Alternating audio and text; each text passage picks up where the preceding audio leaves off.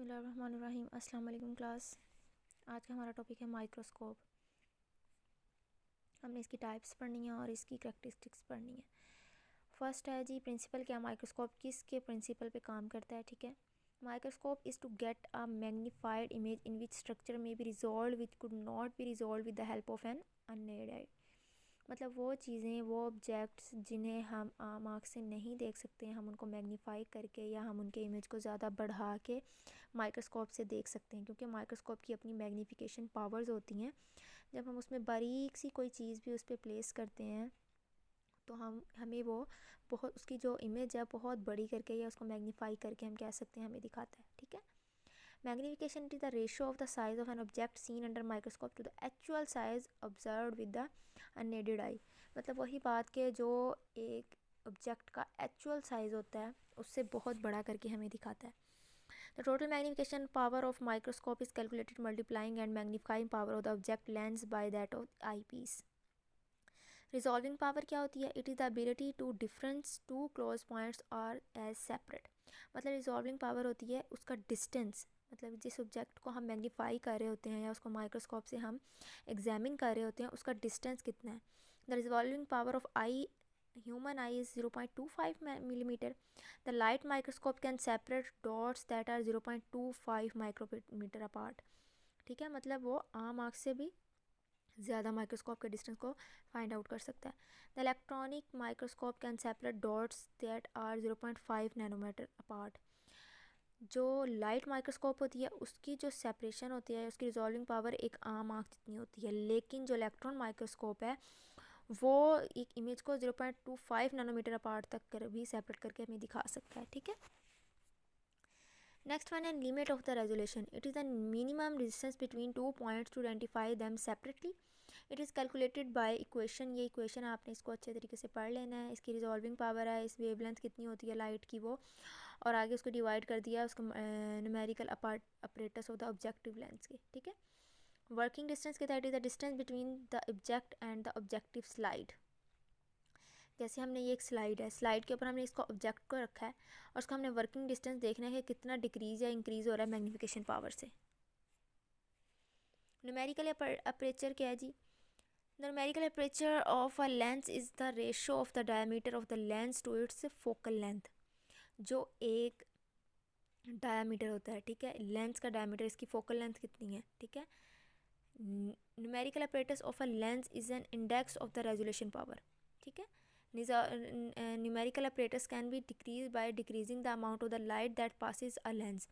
मतलब हम इसके अपरेटस को डिक्रीज़ कर सकते हैं या इंक्रीज़ कर सकते हैं जो उसमें से लाइट पास आउट होती है, जैसे वेवलेंथ एक गुजरती है, ठीक है, रिफ्लेक्ट करके आगे लाइट जाती है। ठीक है, अब देखें जब आप किसी माइक्रोस्कोप को देखते हैं ना, जब हम उसके स्लाइड पे हम किसी ऑब्जेक्ट को एग्जामिन करते हैं तो जब हम लाइट इलेक्ट्रॉन माइक्रोस्कोप को ऑन करते हैं तो एक ना लाइट गुजरती है, वो लाइट उस ऑब्जेक्ट पे पास आउट होती है, उस लाइट पे पास आउट होती है, तब भी हम किसी चीज़ को फाइंड आउट कर सकते हैं। ऐसे ही नहीं हम किसी ऑब्जेक्ट का या उसको एग्जामिन कर लेते। ठीक है, अब लाइट माइक्रोस्कोप, आगे इसकी टू टाइप्स हैं लाइट माइक्रोस्कोप, फर्दर भी बहुत सारी टाइप्स हैं लेकिन हमने यहाँ लाइट और डार्क इलेक्ट्रॉन माइक्रोस्कोप को करना है। लाइट माइक्रोस्कोप होती है 1590 में जेनसन्स और ने कंस्ट्रक्ट किया था फर्स्ट टाइम इसको। 1665 में फिर रॉबर्ट हुक आया, उसने फर्स्ट टाइम लेबॉर्ट्री में कंपाउंड माइक्रोस्कोप को यूज़ किया। फिर बाद में Kepler and the Galileo develop a modern class microscope. मतलब इन सब ने ये जौन सी माइक्रोस्कोप इन्वेंट किए हैं, और हम इसको ये भी कह सकते हैं फादर ऑफ माइक्रोस्कोप कहते हैं लेवन हुक को। ठीक है, अब लाइट माइक्रोस्कोप को ये दिखाया कि ये जी लाइट माइक्रोस्कोप, ये इसका आर्म है, ये इसकी फोकल लेंथ यहाँ पे होती है, ये इसकी बॉडी है, ये सारा इसका एक डायग्राम में शो किया हुआ है। अब लाइट माइक्रोस्कोप की बेसिकली हमें इमीटर क्या होता है, इसका कंडेंसर क्या है, स्टेज क्या है, ऑब्जेक्टिव क्या है। एल्यूमिनेटर है जी, जो इसकी जो लाइट होती है source located below the specimen. ठीक है, कंडेंसर क्या है जी? Focus the ray of the light through the specimen. हम जिस लाइट को हम किसी स्पेसिमन पे फोकस करते हैं उसको कंडेंसर को कहते हैं। स्टेज क्या है? The fix stage is horizontal platform that hold the specimen. Stage होती है जिसके ऊपर हमने किसी स्पेसिमन को रखना होता है ना, जहाँ पे रख के हम इसको एग्जामिन करते हैं, उसको बोलते हैं स्टेज। जैसे कह लो कि एक ट्रे होती है, ठीक है, उसमें हम चीज़ें रख देते हैं, वैसे होती है स्टेज। ठीक है, ऑब्जेक्टिव ये होती है, यहाँ पे ये एक स्लाइड की वजह से ये वो हो गया, शो आउट नहीं हो रहा, लेकिन ऑब्जेक्टिव क्या है, वो चीज़ जो हमने उसको एग्जामिन करना है, जिस चीज़ को हम लेके इलेक्ट्रॉन माइक्रोस्कोप के ऊपर हमने जिस चीज़ का हमने मुशाहिदा करना है या जिसका एक्सपेरिमेंट करना है, वो ऑब्जेक्टिव होगा। ठीक है, 9 स्पीशीज़ है। ये यहाँ पे स्लाइड आई हुई है, मैं आपको प्रॉपर दूसरी सेंड कर दूँगी। ठीक है, आयरस डायफ्राम है, regulate the amount of the light into the condenser. Base क्या है, base support the microscope which is horseshoe shaped. Coarse focusing knob used to make the relatively wide focusing adjustment to the microscope. Fine focusing knob कौन सी होती है, जिसको हम relatively small adjustment to the microscope, एक को हम large के लिए और एक को हम small के लिए यूज़ करते हैं। माइक्रोस्कोप की बॉडी ऑक्यूलर आई पीस होता है, जिसमें क्या होता है, बॉडी ट्यूब है और मैग्नीफिकेशन पावर इसकी 10x होती है नॉर्मल वर्जन पे। लाइट माइक्रोस्कोप का ये इन्होंने यहाँ पे जो हमने पहले पढ़ा है उसी की सारी बताई कि लो पावर कहाँ होती है, हाई कहाँ पे होती है, ऑयल इमर्जन क्या होता है। ऑयल इमर्जन लेंस होता है जब हम किसी स्पेसिमेन को, किसी ऑब्जेक्ट को हम किसी स्टेज पे रखते हैं, तो जब हम उसको, अगर हमने उसकी मैग्नीफिकेशन पावर को बहुत ज़्यादा बड़ा करके देखना है या उसके इमेज को क्लियरली देखना है, तो हम उसको ऑयल इमर्जन ना, एक ऑयल होता है, हम उसको थोड़ा सा उसका ड्रॉप उस पर गिरा देते हैं। ठीक है, यह आपने अच्छे से कर लेना है। इसका एक टेबल, पोजीशन कौन सी होती है, मैक्सिमम रेजोल्यूशन कितनी है, न्यूमेरिकल ऑपरेटर्स क्या है। ये एक इलेक्ट्रॉन माइक्रोस्कोप की व्यू है, किसका है, बैक्टीरिया का। बैक्टीरिया की जो बेसिली शेप होती है और कोकाई शेप है, उसको लाइट माइक्रोस्कोप और इलेक्ट्रॉन माइक्रोस्कोप, मतलब लाइट माइक्रोस्कोप है उसकी ये वाली हमें शो हुई है diagram. Next one electron microscope. Electron microscope क्या है जी, नॉल एंड रस्का, इसने इन्वेंट किया था इलेक्ट्रॉन माइक्रोस्कोप को 1932 में। The electron microscope uses a beam of the electron rather than visible light. मतलब इलेक्ट्रॉन माइक्रोस्कोप का और लाइट माइक्रोस्कोप में ये डिफरेंस है कि इसमें एक बीम्स हम यूज़ करते हैं जो कि हमें मैग्नीफाई करती है स्पेसिमेन को। The magnified image is visible on a fluorescent screen and can be recorded on a photographic film. The drawback of the electronic microscope is specimens are killed in order to view the cells or organisms. Sometime ये होता है कि जो electron microscope होती है, इस पे से जितने जो ऑर्गेनिजम्स होते हैं वो किल हो जाते हैं। ठीक है, मतलब ये डायरेक्ट स्पेसिमेन के इर्द जो माइक्रो ऑर्गेनिजम्स होते हैं उन्हें किल कर देती है। Image produce by the electron lack colour. Electron microscope are always shade of the black, grey and white. जो उसका कलर होता है माइक्रोग्राफ का वो कौन सा होता है, शेड ब्लैक हो सकता है, ग्रे हो सकता है और वाइट हो सकता है। Two general form of the electron microscope are the transmission electron microscope and scanning electron microscope. मतलब दो इसकी आगे जनरल टाइप्स हैं। ट्रांसमिशन इलेक्ट्रॉन माइक्रोस्कोप कौन सी है जी, are the method of the choice for viewing the detail structure of the cells and viruses.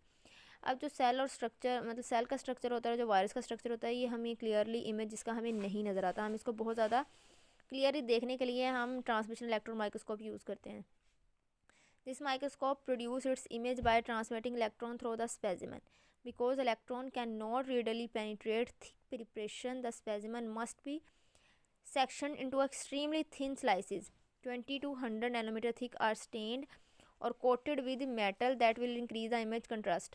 अब इसको हम किस तरह से देखते हैं, एक जब स्लाइड हम प्रिपेयर करते हैं, वहाँ पे हम किसी स्पेसिमेन का एक पार्ट लेते हैं, उसको हमने जब मैग्नीफाई करना होता है तो हम उसको पहले स्टेन करते हैं। स्टेनिंग से ये होता है कि जो हमें इमेज बहुत लाइटली नज़र आता है, स्टेनिंग के बाद वो इमेज बहुत ज़्यादा क्लियर हो जाता है। जैसे कहते हैं ना, किसी चीज़ को वॉश करते हैं तो उसका इमेज हमें ज़्यादा क्लियर नज़र आता है, उसी तरह स्टेनिंग होती है। स्टेनिंग का एक बहुत बड़ा प्रोसीजर होता है। हम जब किसी स्लाइड को प्रिपेयर करते हैं मीडिया के लिए तो हम उसको स्टेन करते हैं।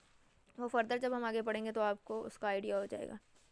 The darkest area of the transmission electron micrograph represent the thicker denser part and the lighter areas indicate the more transparent and the less dense part. ये जी वही बताया कि डिफरेंट टाइप्स होती हैं इलेक्ट्रॉन माइक्रोस्कोप की। उसमें ट्रांसमिशन इलेक्ट्रॉन माइक्रोस्कोप है और स्कैनिंग इलेक्ट्रॉन माइक्रोस्कोप है। इलेक्ट्रॉन माइक्रोस्कोप जी, द स्पेसिमेन इज प्ले, अब ये किस तरह से मैग्नीफाई करता है वो बताया। The specimen is placed in the vacuum chamber and covered with a thin coat of gold. The electron beam then scans across the specimen and knock loose showers of electron that are captured by a detector. An image builds line by line as a television receiver. Electron, मतलब वो ये कह रहा है कि जब हम किसी स्पेसिमेन को हमने मैग्नीफाई करना होता है तो उसको वो जो वैक्यूम चैम्बर होता है एक स्पेसिमेन को जहाँ उसको प्लेस करते हैं, वो थिन कोट ऑफ गोल्ड, एक गोल्ड की थिन लेयर होती है उससे कवर होती है, जो इलेक्ट्रॉन की बीम्स होती हैं या लाइट्स होती हैं वो उसको स्कैन कर देती है, ठीक है। स्कैन करने के बाद जो उसका कैप्चर जो इमेज होता है वो बहुत बड़ा हो जाता है। An image build line by line, मतलब जो इमेज होता है वो लाइन टू लाइन बड़ा होना शुरू हो जाता है। जैसे एक टेलीविजन रिसीवर, जब हम किसी चीज़ को जूम करते हैं, फॉर एग्जांपल एक पिक्चर है फ़ोन में, हम उसको जूम करते हैं तो हमें क्लियरली उसका इमेज नज़र आता है। Electron that strike a sloping surface yield fewer electron thereby the producing a darker contrasting spot and sense of the 3 dimension. The resolving power कितनी होती है इसकी इलेक्ट्रॉन माइक्रोस्कोप की, 10 nanometer, and magnifying the with scanning electron microscope are limited to about 20,000x। Electron microscope का एक छोटा सा, ये क्लियर नहीं है, एक इमेज मैंने लिया, पैरामीशियम का है ये इसका डिफरेंस बताया इलेक्ट्रॉन माइक्रोस्कोप का और लाइट माइक्रोस्कोप का, ये आप एक दफ़ा देख लेना, ठीक है। कि यूज़फुल मैग्नीफिकेशन लाइट की कितनी होती है, 20 होती है, इलेक्ट्रॉन की होती है, इलेक्ट्रॉन की बहुत ज़्यादा होती है। देखे ना, वो सिर्फ 200 नैनोमीटर तक उसको मैक्सिमम रेजोल्यूशन उसकी रेजोल्यूशन पावर है, और जो कि इलेक्ट्रॉन की 0.5 तक है। Image produce by the image produce bye visible light rays, उससे इलेक्ट्रॉन बीम से होता है। इसमें जो इमेज फोकस होता है ये ऑब्जेक्टिव लेंस से होता है, उसमें इलेक्ट्रोमैग्नेटिक लेंस से होता है। इसमें जो इमेज व्यूड होता है वो ग्लास ओक्यूलर लेंस होता है, उसमें फ्लोरेसेंट स्क्रीन होती है। जो हम स्पेसिमेन को प्लेस करते हैं वो ग्लास स्लाइड पे करते हैं, उस पर हम कॉपर मैश पे करते हैं। और जो स्पेसिमेन में बी अलाइव, यस, उसमें मर भी जाता है, मतलब वो हमने पहले पढ़ा था ना कि उसमें माइक्रो ऑर्गेनिज्म जो होते हैं किल भी हो जाते हैं, क्योंकि उसकी बीम की जो लाइट्स होती हैं वो बहुत ज़्यादा शार्प होती हैं। स्पेसिमेन रिक्वायर्स स्पेशल स्टेन और ट्रीटमेंट, नॉट ऑलवेज उसमें ज़रूरत होती है। कलर्ड इमेज प्रोड्यूस, यस, मतलब लाइट माइक्रोस्कोप में कलर्ड इमेज प्रोड्यूस होती है लेकिन इलेक्ट्रॉन माइक्रोस्कोप में नहीं होती। ये जी आज का हमारा टॉपिक है, ठीक है। बहुत क्लियरली सिंपल सा टॉपिक है, तो आप इसको अच्छे से देख लेना। ओके जी, अल्लाह हाफिज़।